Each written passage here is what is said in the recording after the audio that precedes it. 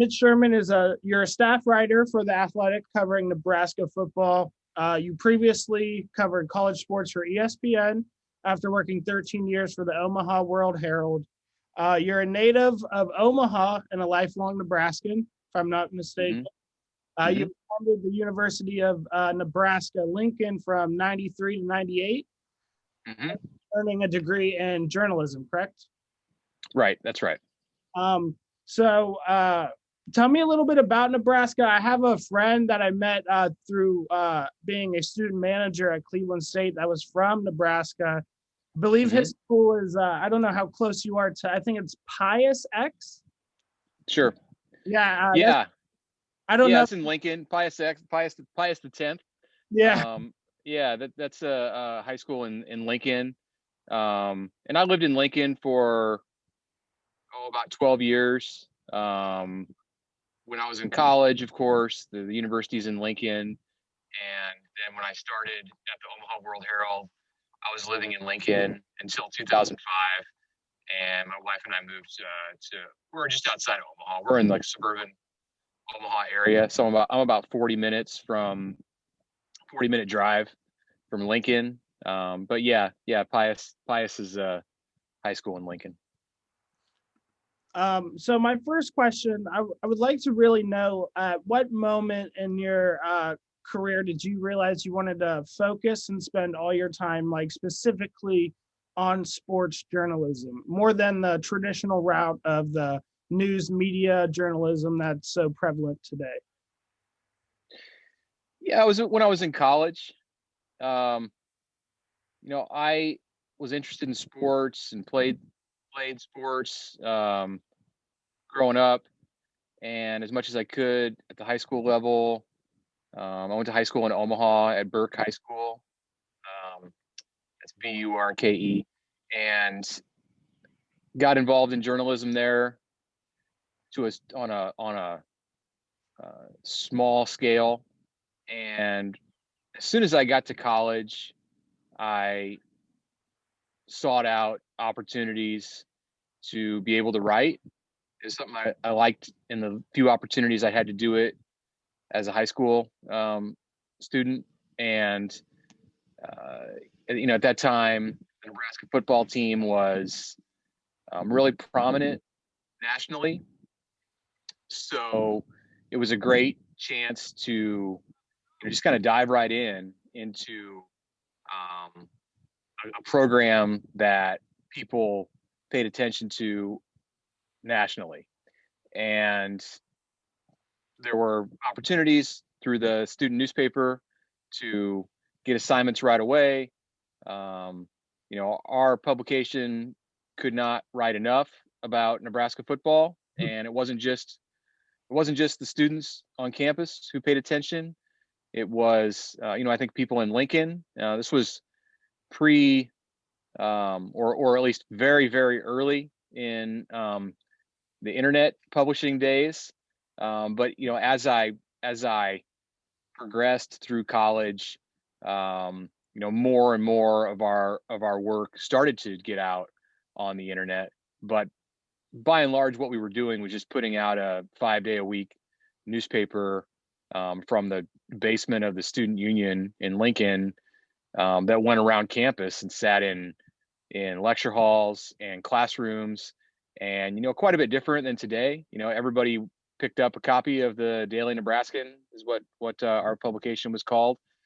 And I think it was in that community of 25,000 students, who came through that campus and walked around that campus every day.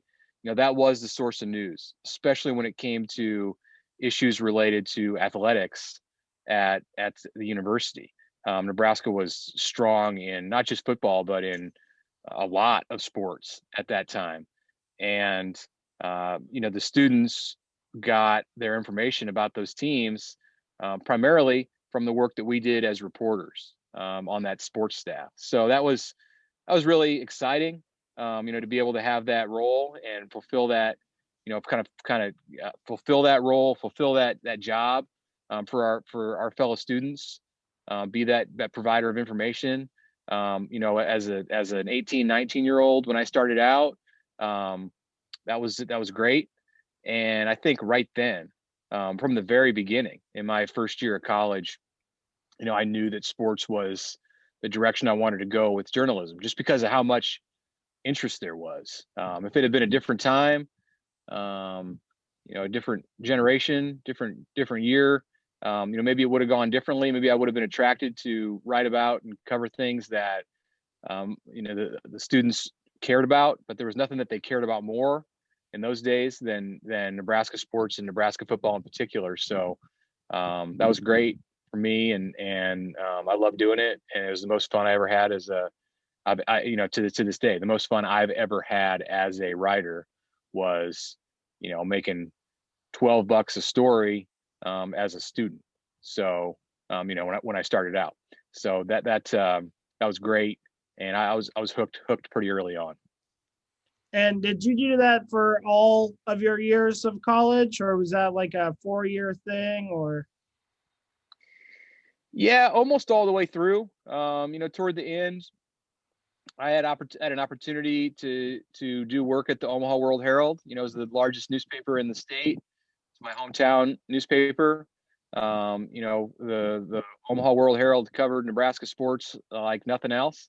Similar to the way that the student newspaper did. I mean, it was the biggest, the biggest, the most prominent stories in the newspaper were often about Nebraska sports and Nebraska football. So it was just like a big going to a bigger stage to go from writing for the student newspaper to the Omaha World Herald. And I did that the 1997 football season, which would have been my fourth year in school, 93, 94, or actually fifth.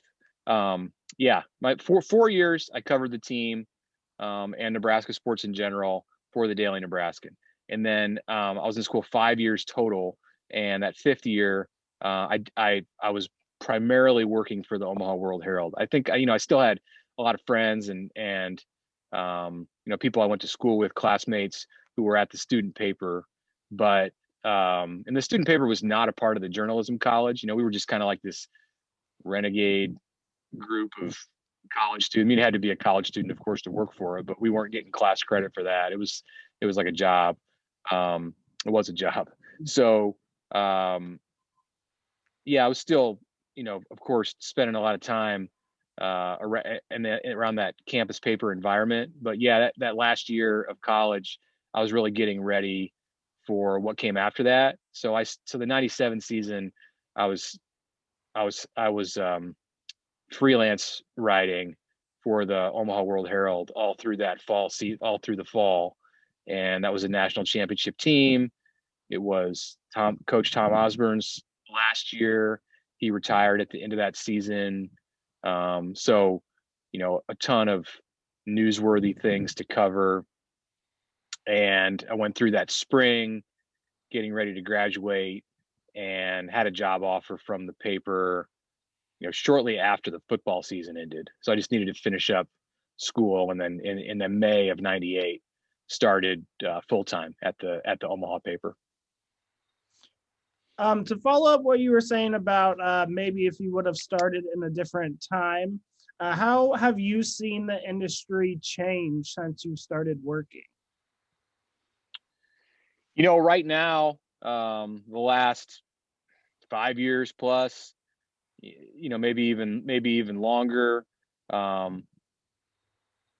think that readers and just society, we're of course still sports focused. Sports is still a point of extreme interest among the public, but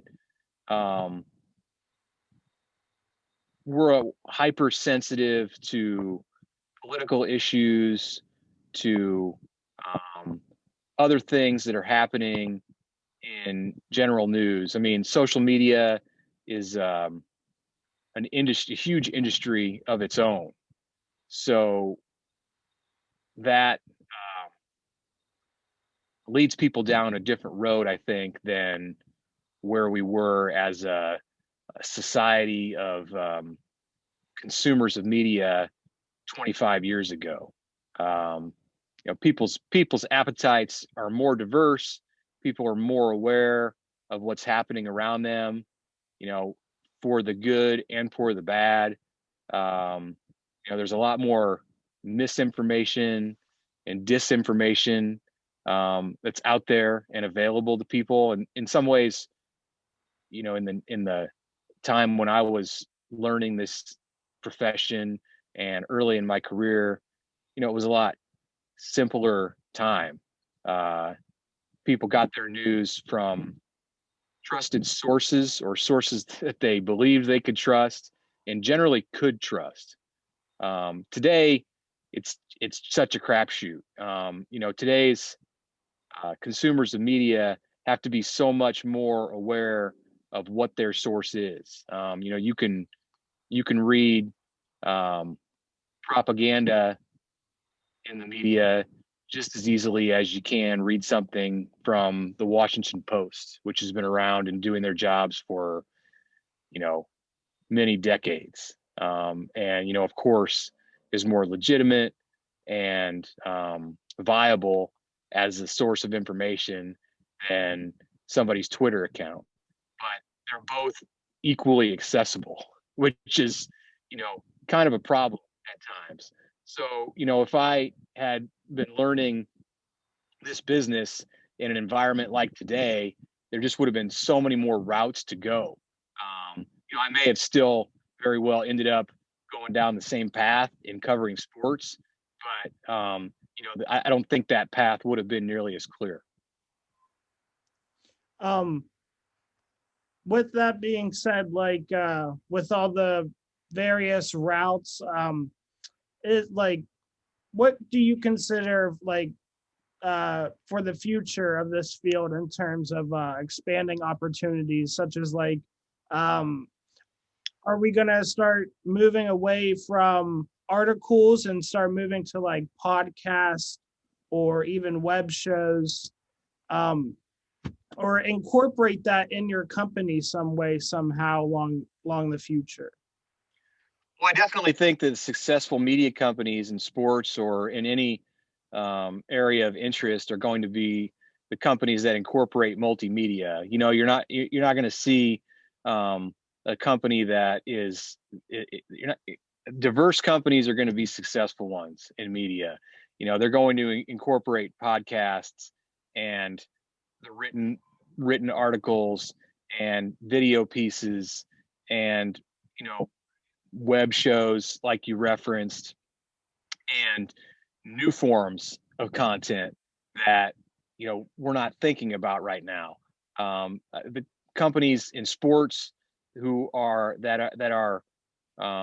most ready to adapt are going to be the companies, in my opinion, that are set up to capture new audiences and succeed in the years ahead. It's changed so much in the time that I've been doing this, and it's changed so much just in the last 5 to 10 years. It's changed a lot in the last 12 months.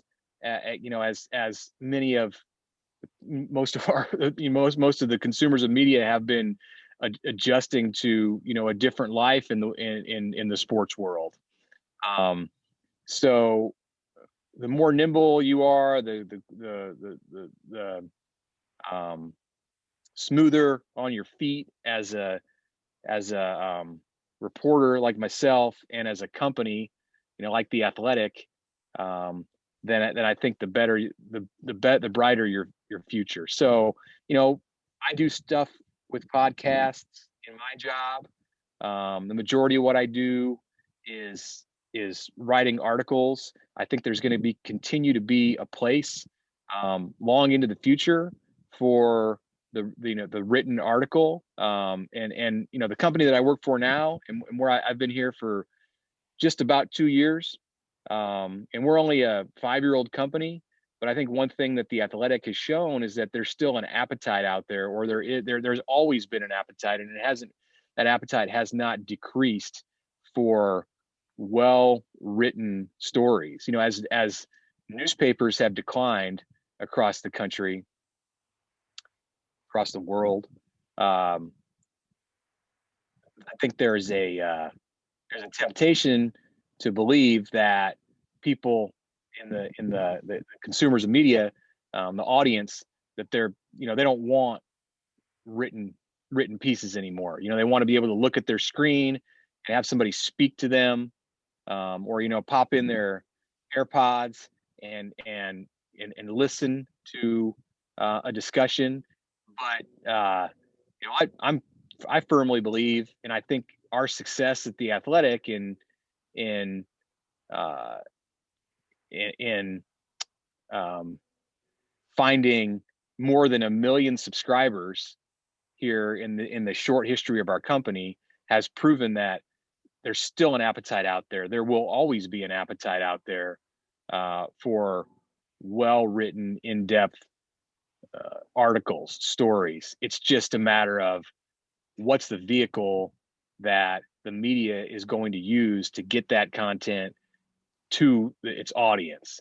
Long term, it's not going to be a newspaper on your driveway 7 days a week. It's going to come through your phone and through your computer, and then that is going to continue to evolve. We're going to continue to find new ways to consume this kind of stuff, but I always think people are going to be interested in reading good material. Can you give me an accurate description of a typical day at work for you, as well as any responsibilities beyond your job that are still asked of you that you still have a hand in some way, somehow? Yeah, I just like to sit out here by the golf course every day in 65 degrees in March and watch people go by. No, that's not a typical day, and it's not really my day today. It just depends on the time of year for me. I mean, in football season, it's probably the most interesting for the purposes of your question.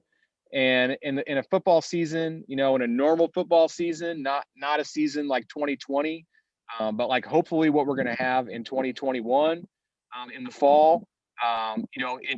It requires me to be on site, on campus at the football stadium 3 to 4 days a week, outside of Saturday, and then travel on Saturday to the game that I'm covering. And when I was at ESPN, it was a different game every week, a different site, 2 different teams, just about every week. I covered the Big 12 for a portion of my time at ESPN. I covered the Big 10 for a portion of my time.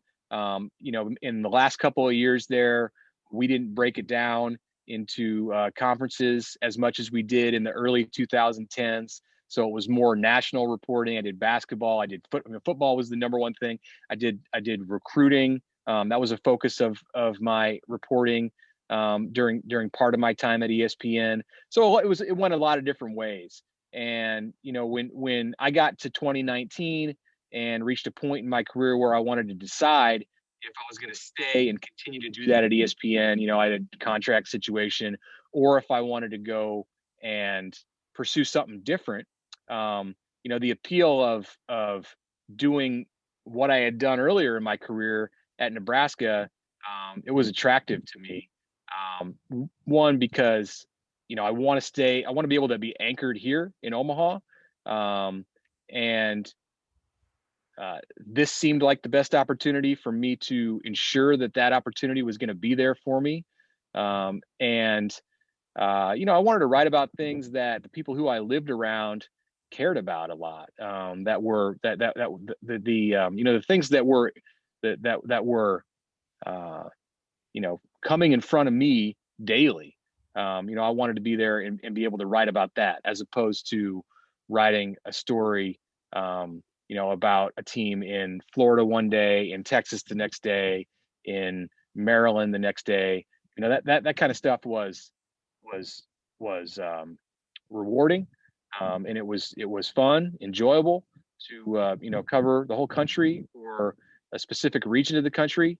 But for me, at the place that I was at in my career, I kind of wanted to go back to my roots, and I was also really excited about the potential of the Athletic. And I think the 2 years that I've been here, have really validated some of those feelings. We've come a long way as a company, and I've just made it through, or are, in the process of making it through just an unbelievably difficult last 12 months. And it's amazing to think that this company that I'm with now, after just less than 5 years, really just 4 years of being in business when this pandemic hit, was able to survive, and not just survive, but thrive through this period of time. And we had our difficulties like anybody else, like ESPN, like local media outlets. We had layoffs, we had other setbacks, but we really have come through this thing in a good position, in a better position than we were 12 months ago when all of this started. So I kind of got off track there, but I wanted to give you that background. So for me, on a daily, weekly basis in the football season, I've got a press conference to go to on a Monday at the stadium with the head coach, with a number of players.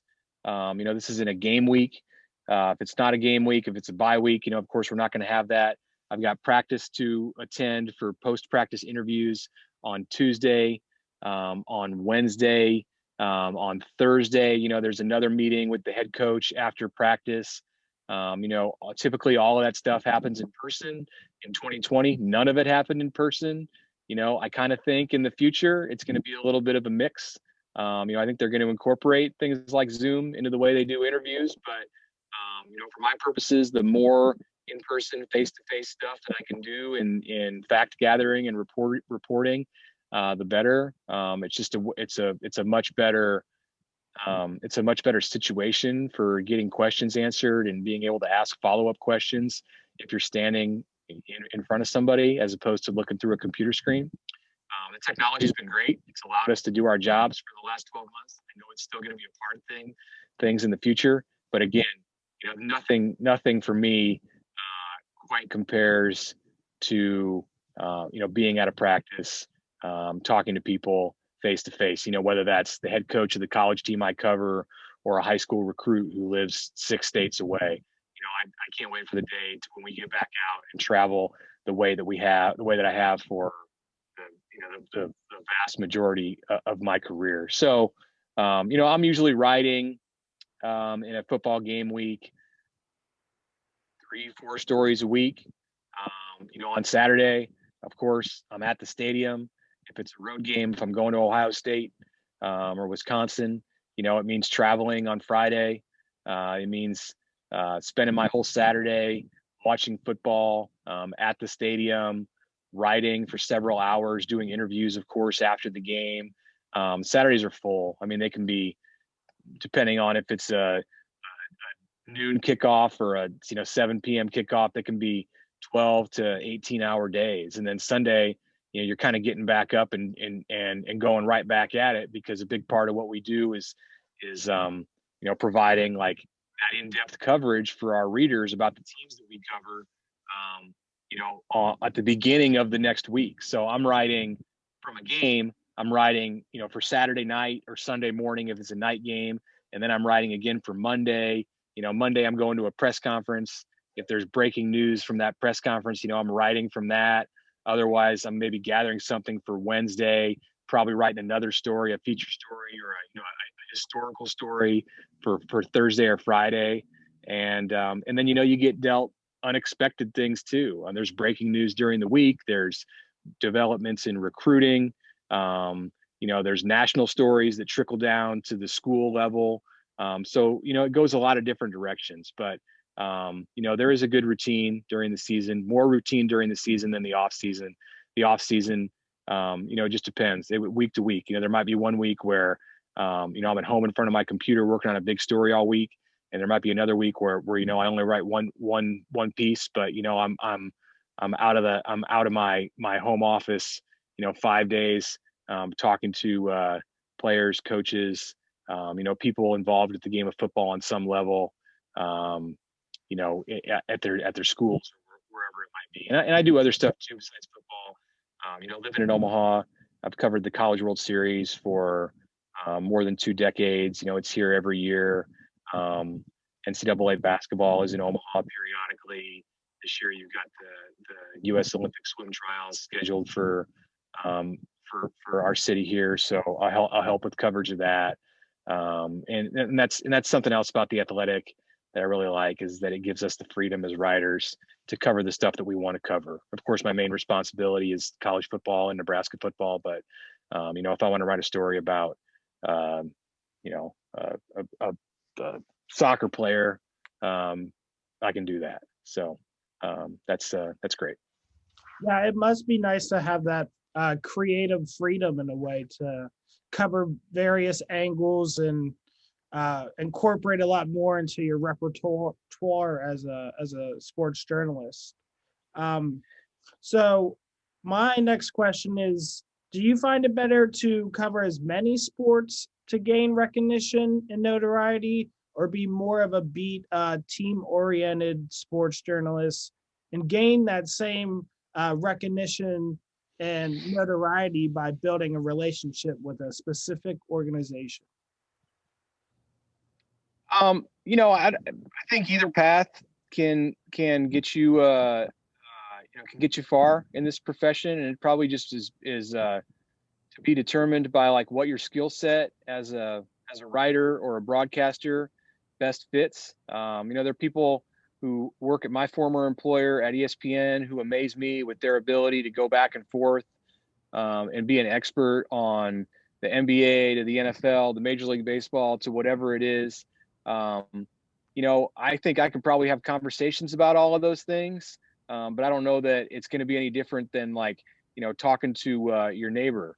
And, I think that's where, as a journalist, I want to be able to, to give my audience something deeper, something more. I don't want it to be like, I don't, if somebody's talking to me about Nebraska football, I don't necessarily want it to be like a conversation that they might be having at the grocery store, with the guy who's,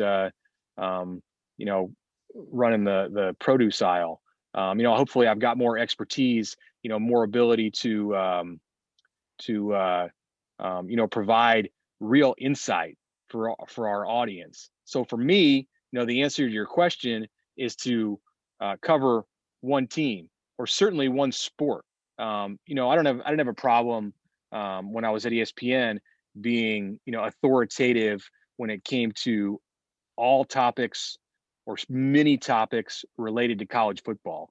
And I'm still comfortable with that. I cover primarily one team, but I'm not limited in my knowledge to just Nebraska. I mean, I help out with a lot of different areas of our college football coverage, whether it's like NCAA legislative action, trends in recruiting. I just wrote about a trend in recruiting today that was published on our site. This off season, as there's developments with name, image, and likeness legislation, as there's developments with changes that relate to how the NCAA handles transfers. These are all things that I'm going to be able to weigh in on and will weigh in on with our staff. And it's not necessarily always going to be tied back to Nebraska football. So, but yeah, primarily that's how I'm going to like build my brand, is through the expertise that I have on this one team.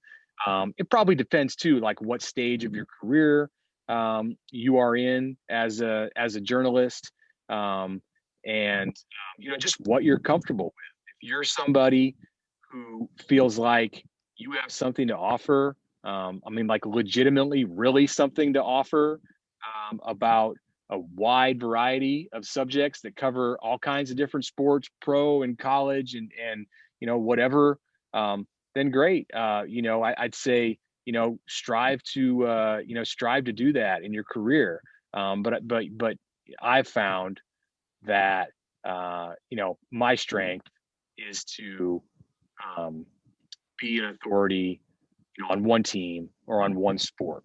That works best for me in the way that I do my job. So my last question I have for you is that myself and other aspiring young journalists would like to know, who are soon to be graduating, is do you have any tips or suggestions for us on the best way to find openings in our field? This could be maybe something that you did that helped you personally, or something that you didn't do that you kind of wish you maybe would have done to kind of boost your confidence in a sense? I always just tell young journalists to be diverse and to be diverse in what your skill sets are. Be willing to try new things. There's always emerging forms of reaching audiences in this field. There's always going to be the next thing. You're never like truly on the cutting edge in comparison to what the cutting edge is going to be 6 or 12 months down the road. So be open to that. Be open to trying new things. And I think that I've been pretty successful at that. I didn't know what podcast obviously didn't exist. Streaming video didn't exist when I was getting started in this field. I didn't learn about that stuff in college, but I've been able to add that to my skill set over the years. So I'm pleased with that. I would also say really be open to networking. This is for as many people who are in this business, and as big as our world is, it's really a small world when it comes to sports media. And I think there are always people in the industry who are willing to help, who are willing to be a resource. So as a young journalist, I think it's important for people to, take advantage of the network that is at your disposal. Even, you may not think it's there. You may not get every professional out there, to lead you down the road that you want to go. But I think most people coming into the industry would be surprised how much the established writers and broadcasters, are willing to help those who are coming up. We see ourselves as a small group, and it's always important to find the next talented newcomers to our field and help them. Mitch, thank you so much, man.